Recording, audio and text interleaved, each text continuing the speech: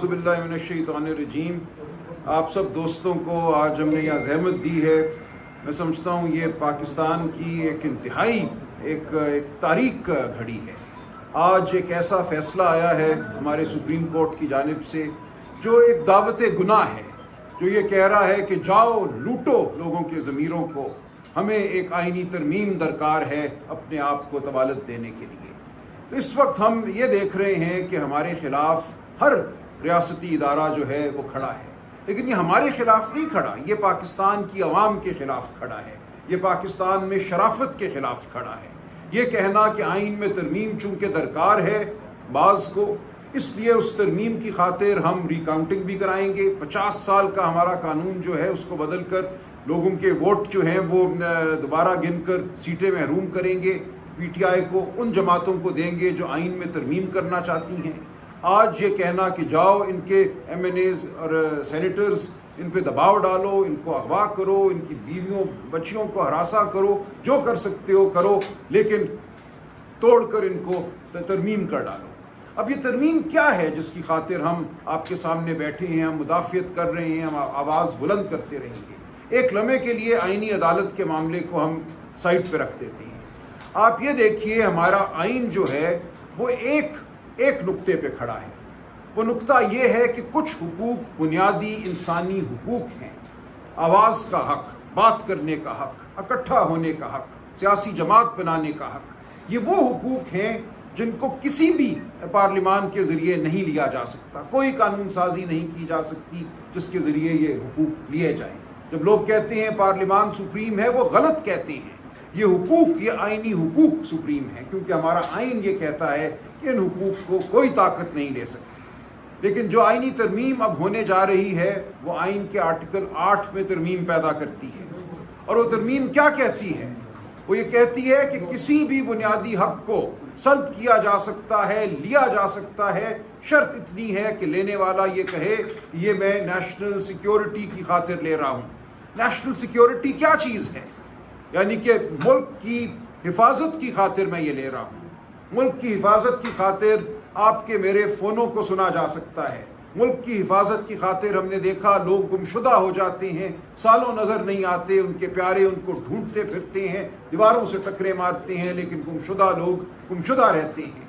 National security की खातिर हमने देखा खैबर पख्तूनख्वा सूबे में इंटर्नमेंट सेंटर बनाए गए, यानी कि कैद करने की जगह, हुकूमत खाना मैं बल्कि कहूँगा। इनके खिलाफ वकार सेठ साहब ने एक फैसला दिया, इनको गैर आइनी करार दिया। उसको सुप्रीम कोर्ट ने 2018 में मुअत्तल किया फैसले को। आज दिन तक वो इंटर्नमेंट सेंटर कायम है, वो मुकदमा दोबारा सुना नहीं गया।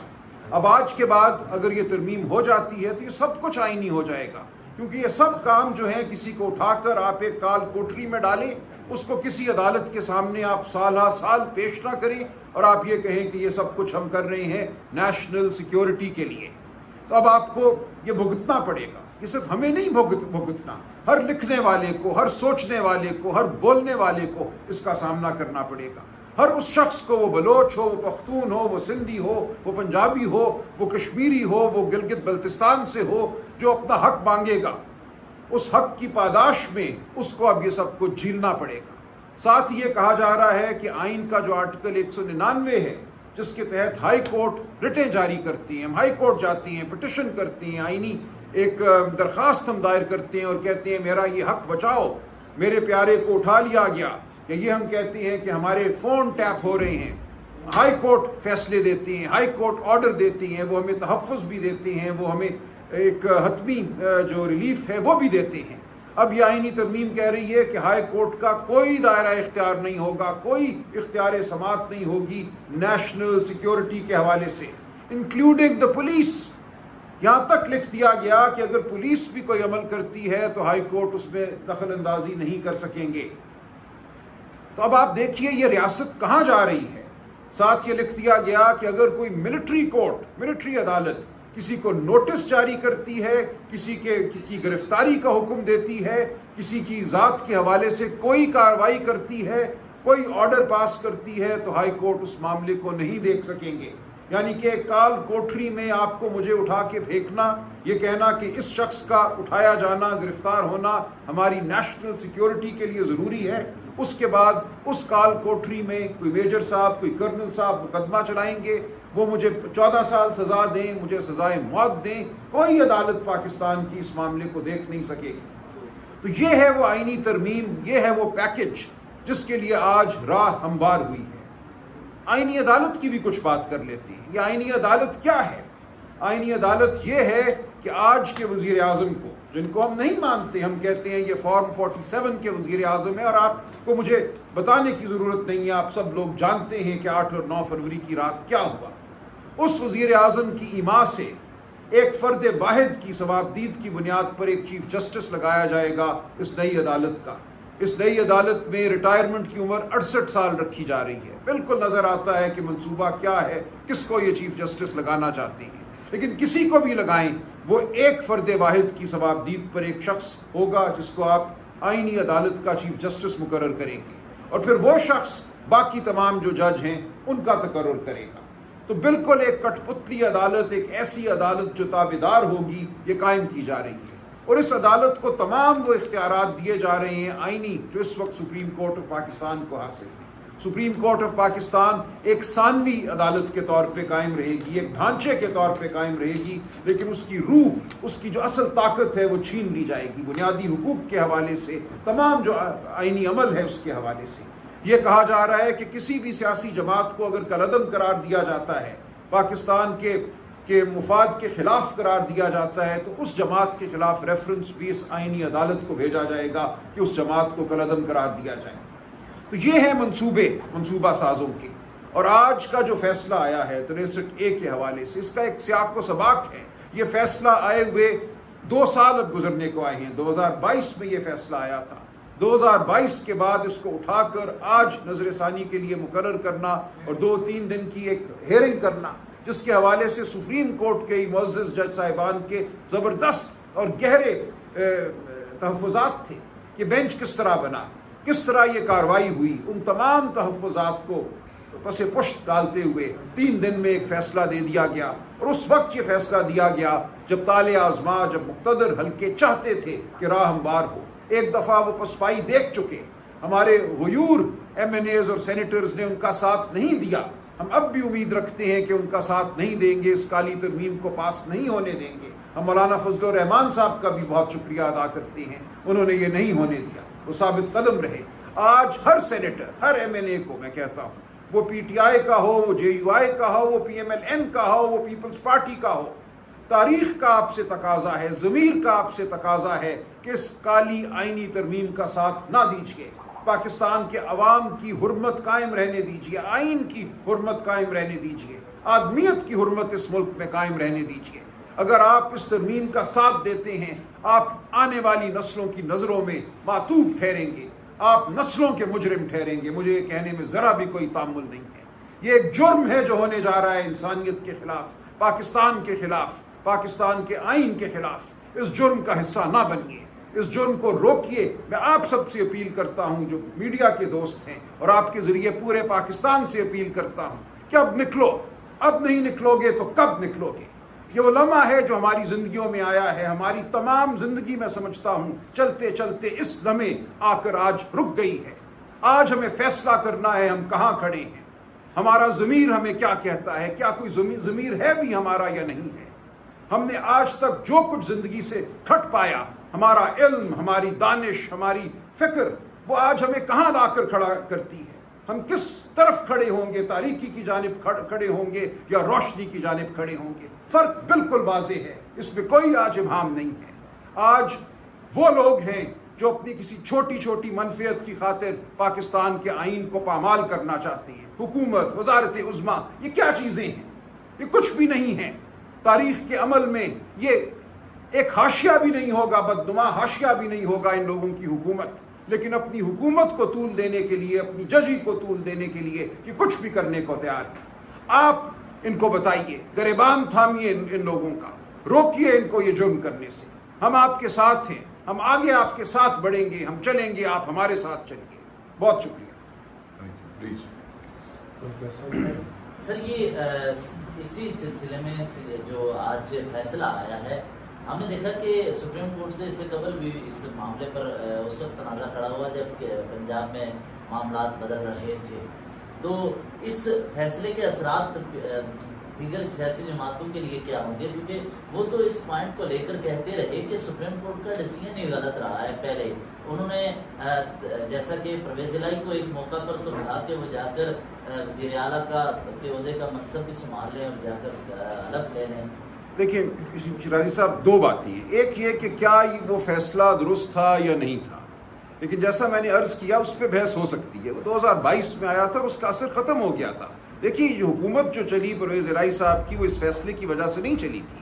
آپ یاد کریے کہ اس کے بعد 17 بائی الیکشن ہوئے تھے. ان بائی الیکشنز میں پی ٹی آئی جیتی تھی. اس وجہ سے پی ٹی آئی کی حکومت بنی تھی، اس فیصلے کی وجہ سے نہیں بنی تھی. یہ فیصلہ نہ بھی ہوتا اور ان بائی الیکشنز کا 17 بائی الیکشنز کا نتیجہ وہی ہوتا جو تھا، تو پی ٹی آئی کی حکومت بننی تھی. لوگ بار بار کہتے ہیں کہ اس فیصلے کی وجہ سے پنجاب میں پی ٹی آئی کی حکومت بنی. یہ بالکل غلط بات ہے.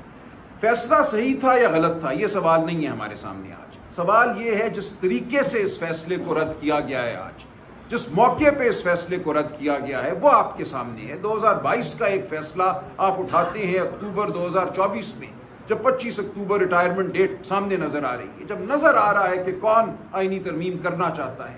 ایک حملہ پسپا ہوا، وہ ناکام ہوئے. اب دوسرے حملے کے لیے یہ ان کو کمک پہنچائی جا رہی ہے. تو یہ ہے وہ باتیں جو ہمیں سامنے رکھنی ہے. باقی تو تکنیکی بحث ہے، ہم اس طرح بھی بحث کر سکتے ہیں، اس طرح بھی بحث کر سکتے ہیں، لیکن اس وقت یہ بات اہم نہیں ہے. بات جو اہم ہے وہ موقع، محل، سیاق و سباق میں اہم ہے. آپ کی طرف سے جو یہ سماعت ہوئی ہے اس کا بائیکاٹ کر دیا گیا ہے اور دوبارہ پھر سے جو ہے اس کے اوپر درخواست جمع کروا دی گئی سر کی جانب سے. تو بائیکاٹ کرنے کے بعد اس فیصلے کے اوپر کیا اثر انداز ہوگا؟ اس کا آئینی ہوگا، اخلاقی ہوگا؟ دیکھیے بائیکاٹ ایک اخلاقی عمل ہوا کرتا ہے. بائیکاٹ یہ کہتا ہے کہ ہمیں آپ پر اعتبار نہیں ہے. بائیکاٹ جو ہے وہ قوم کے ضمیر کی جانب ایک جملہ ہوتا ہے. ہم قوم کے ضمیر کو جھنجھوڑ رہے ہیں. ہم کہہ رہے ہیں کہ ایک ایسی عدالت سے یہ فیصلہ آیا ہے جس عدالت پر ہمیں اعتبار نہیں، آپ کو اعتبار نہیں ہونا چاہیے. جو اس کا طریقہ کار تھا وہ ایسا تھا کہ اس کے اوپر ہمیں کسی قسم کا انحصار نہیں کرنا چاہیے. ہم اپنے ایم این ایز کو، صرف پی ٹی آئی کے نہیں، P M L N, Peoples Party, تمام جماعتوں کے ایم این ایز اور سینیٹرز کو کہہ رہے ہیں کہ اس فیصلے کی بنیاد پر اپنا ضمیر مت بیچنا. سلمان اکرم راجہ صاحب، آپ نے ابھی عرض کیا کہ قوم سے درخواست ہے وہ نکلے، کیونکہ اب نہیں نکلیں گے تو کب نکلیں گے. جب اس وقت سماعت جاری تھی، دوسری جانب فیصل گاؤڈر صاحب کی پریس کانفرنس ہو رہی تھی، کیونکہ آپ باہر نکلنے کی کال دے رہے ہیں، تو انہوں نے کہا ہے کہ جو ڈی چوک احتجاج ہے عمران خان صاحب کے سیاسی تابوت میں آخری کی ثابت ہوگا. اس کو کیسے رسپونڈ کریں کہ آہنی ہاتھوں سے نپٹا جائے؟ میں سر آپ کو یہ کہوں گا جو اسٹیبلشمنٹ کے ٹاؤٹس ہیں ان کی باتوں کو آپ اتنا سنجیدہ مت لیا کریں، اور اس کو تو ویسے بھی سنجیدہ نہ لیا کریں. جو آدمی ایک ٹاک شو میں جوتا ٹیبل پہ رکھ کے جو ہے وہ قوم کے سامنے بیٹھا ہو، اور پھر جس طریقے سے وہ الیکٹ ہوئے ہیں سینیٹر، میں یہ سمجھتا ہوں کہ یہ باتیں جو ہے یہ غیر سنجیدہ باتیں. اور آج کے موقع پہ اس کا آنا اور پھر ہمارے چیف منسٹر کے حوالے سے بھی یہ بات کرنا کہ ان کی جان کو خطرہ ہو سکتا ہے. اور یہ وہی شخص ہے جس نے پہلے بھی، آپ کو یاد ہے خان صاحب پہ جب گولی چلی تھی تو اس سے پہلے بھی آ کے میڈیا پہ ایسی بات کی تھی. میں صرف یہ تنبیہ کرنا چاہتا ہوں کہ جس نے بھی آپ کو بٹھایا اور یہ بات کروائی ہے، یہ سوچئے گا بھی مت. اس ملک کو انتشار کی طرف بالکل دھکیلنے کی کوشش مت کرے. میں جن دوستوں نے اس کو بھیجا پریس کانفرنس کے لیے ان کو بھی کہوں گا کہ ایسے لوگوں سے اجتناب کریں کہ جن کا کوئی حساب کتاب کوئی نہیں ہے. کل پوری قوم کسی انتشار کا شکار ہو جائے گی. اس میں اور بھی میں نہ اس کا ضمیر ہے نہ وہ سچ بولتا ہے. ایم کیو کے حوالے سے جو باتیں کی، کراچی کے حوالے سے باتیں کی، اگر وہ باضمیر آدمی ہوتا تو اس کو پارٹی اس وقت چھوڑ جانی چاہیے تھی جب وہ چیزیں ہو رہی We'll keep it to 63 ہے. کوئی اور سوال ہے تو بات. سلمان اکرم راجہ صاحب، آپ نے تمام سیاسی جماعتوں کے ارکان پارلیمنٹ سے یہ مطالبہ کیا ہے کہ اس کالے آئینی ترمیم کا ساتھ نہ دیں. میڈیا کے ساتھ بھی آپ نے مطالبہ کیا کہ آپ کے ساتھ کھڑے ہوں. جو اپوزیشن کے آپ کے سب سے بڑے اتحادی ہیں مولانا فضل الرحمان صاحب، کیا آپ کی جو اسٹریٹ موومنٹ ہے، جو ایجیٹیشن آپ کرنے جا رہے ہیں، اس میں مولانا فضل الرحمان صاحب آپ کا ساتھ دیں گے؟ دیکھیے اس بارے میں ابھی میری تو ان سے کوئی بات نہیں ہوئی، لیکن ان کی اپنی ایک جماعت ہے، ان کی اپنی پالیسی ہے. وہ ثابت قدم کھڑے رہے ہیں، انشاءاللہ کھڑے رہیں گے. ہم ان کے شکر گزار ہیں. باقی وہ کیا لائے عمل اپناتے ہیں میں کچھ نہیں کہہ سکتا. آپ سلمان صاحب، اس پہ کمنٹ کریں کہ جو آج کیس کی سماعت ہوئی اس میں رجسٹرار علی ظفر نے کہا کہ عمران خان کی کچھ گزارشات ہیں وہ وہاں سامنے رکھنا چاہتے ہیں. اس پر چیف جسٹس نے اس کی بھی اجازت دی تھی, اور جو اجرت میں فیصلہ ہے آپ نہیں سمجھتے کہ بظاہر ہارس ٹریڈنگ کی اجازت دی عدالت نے؟ میں نے یہی آپ کے سامنے عرض کیا نا کہ یہ تو آج فیصلہ ہے ہی دعوت گناہ. یہ فیصلہ جس طریقے سے آیا, جس صورت سے آیا, جس تناظر میں آیا, وہ تو یہی ہے نا کہ جو پسپائی ہو چکی تھی ایک دفعہ آئینی ترمیم کے حوالے سے, اس کو اب ایک دوبارہ حملے کا ایک موقع دیا جا رہا ہے کہ جاؤ اب ان کے ضمیروں پر حملہ کرو. اچھا سر, کل جو احتجاج ہو رہا ہے ڈی چوک پہ, آپ کی ہم یہ نہیں کہہ رہے کہ اسٹریٹجی کیا ہے, کہاں سے لوگ آ رہے ہیں, اسلام آباد کو یہ تو ہم بند نہیں کیا کہہ جا رہا سکتے. ہے, دفعہ 144 کی بات ہو رہی ہے, تو ایسی صورت میں پھر کیا ہوگا؟ ڈی چوک پہ پہنچیں گے یا باہر پہنچیں گے؟ سب ڈی چوک پہنچیں گے, بس اتنا ہی کر. بھائی چھوڑ دیجیے, ہمیں نہیں پتا لوگ کیا کریں گے, کیا رائے عمل اپنائیں گے. آپ پارٹی کے سیکرٹری, دیکھیں یہ بات لوگوں پہ آپ چھوڑ دیجئے, لوگ کیسے کرتی ہیں. یہ مقصد ہے آواز بلند کرنا. آواز کیسے کون بلند کرے گا, کہاں ہوگی, یہ کل دیکھیں. نہیں یہ جلسہ ہوگا یا اکٹھے ہوں کیا؟ یہ پرامن احتجاج کی پرامن احتجاج کی کال ہے اور یہ جلسے کی کال نہیں ہے. شکریہ, تھینک یو.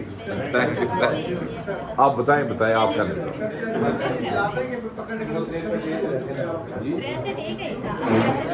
آپ کر لیں سو, آپ کر لیں سو. آپ لوگوں نے 63A کے فیصلے کے حوالے سے اور جو آئینی ترمیم لایا جا رہا ہے, اپنے تمام MNAs کو انڈر گراؤنڈ کیا تھا ان کو سیکیور کرنے کے لیے. اب کیونکہ فیصلہ آ گیا ہے تو ان کو کس طریقے سے آپ ٹیکل کریں گے کہ وہ ووٹ دینے نہ آ سکے, ان کے حوالے سے اب آپ لوگ کیا؟ they are all safe, اور ہم سے رابطے میں ہیں سارے, سب سیف ہیں. کل کا مجھے پتہ نہیں, علم غیب میرے پاس ہے نہیں. As we speak they are all with us, they are all safe and in safe hands. بہت شکریہ, تھینک یو.